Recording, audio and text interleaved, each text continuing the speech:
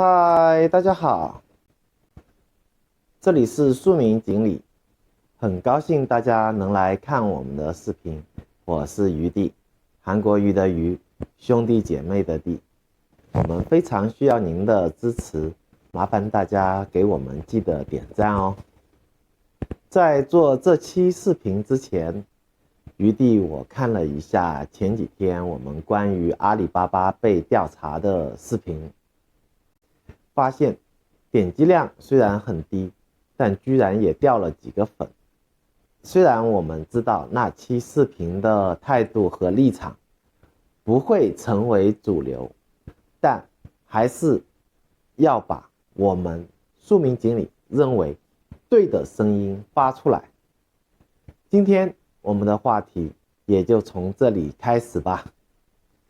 可能很多朋友觉得我们树名锦鲤也是墙头草，趁现在阿里遭难而落井下石。的确，大陆有很多的自媒体都是这样的。马云巅峰的时候喊马爸爸，拿阿里公关的钱写软文写得不亦乐乎。现在的阿里被调查了，又来黑他，来赚一波流量，或者是向某监管层表忠心。但是我们树名锦鲤绝对是始终如一。余弟，我们真实举报起诉阿里已经10几年了，现实里的余弟绝对也是一位阿里黑，所以现在这个时间怒轰阿里也是理所当然。其实余弟对于这一次阿里遭难并没有多少快感，反而觉得是挺悲凉的。当下的中国人非常有趣，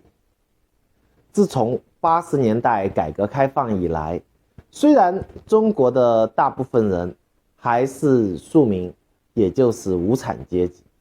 但个人收入的确是大幅增加的。同时每个人身边也不断的出现了各种造富神话，媒体里不断上演了那个似乎离自己很近的成功人士，他的学历和能力似乎和自己也差不远，他的出身和背景似乎也没那么的高大上，但这实实在在的刺激着所有的人，都幻想着自己也有朝一日一夜暴富，成功登顶剥削阶级，也就是我们俗话说的躺赚人生。但在人生的努力的过程中，虽然你还是那个庶民，那个被剥削割韭菜的人，但你的内心已经自动把自己归类到了那个躺赚的阶级，那个可以通过资本投资或者拥有股份即可赚钱的人，那个可以任性的痛骂和随意要求员工加班出差的老板，那个可以拥有广大政商人脉呼风唤雨的成功人士。而这一切你真的相信是可以通过自己的智慧和努力就可以实现？当然，自从改革开放以来，我们的教科书和社会教育都是这么跟我们说的。现实里也的确发生很多通过个人的努力和智慧成功登顶的人，这背后余弟不想去说什么阴谋论，的确这样的事实的确在发生，但是这一切的一切都是别人的，而现实里的你呢，依然还是那个被剥削的人，依然是被996压得喘不过气的人，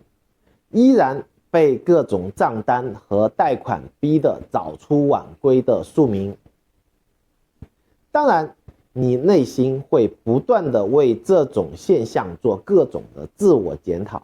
自己不够努力啦，自己不够幸运啦，自己不够狠毒啦，等等等等，太多的理由。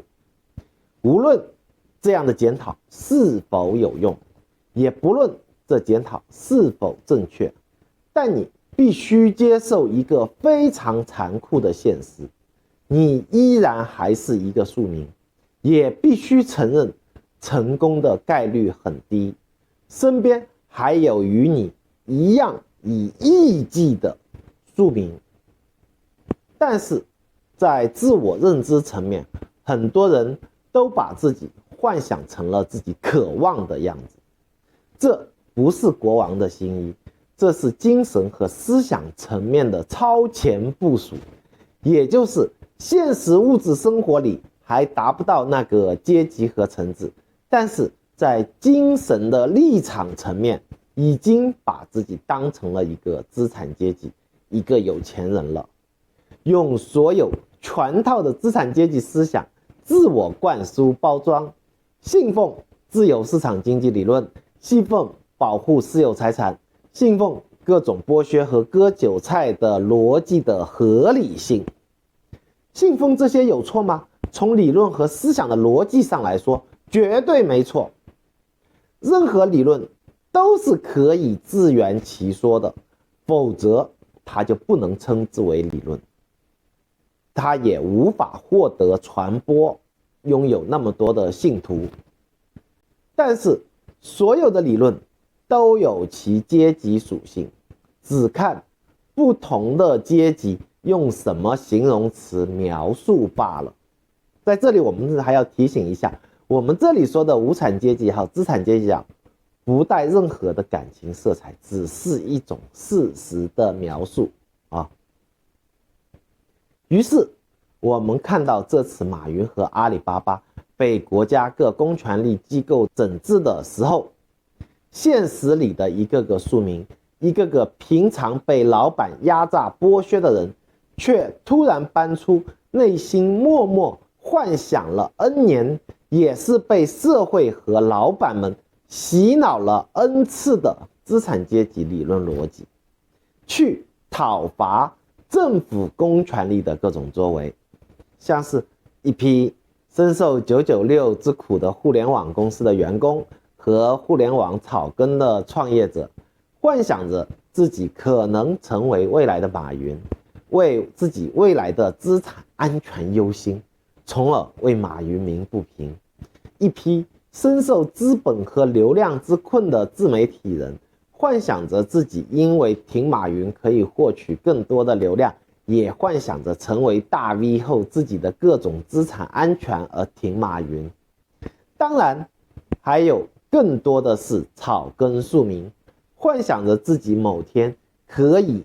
卓而不群地俯视万千其他庶民，因此也为自己未来可能的被专政而恐慌，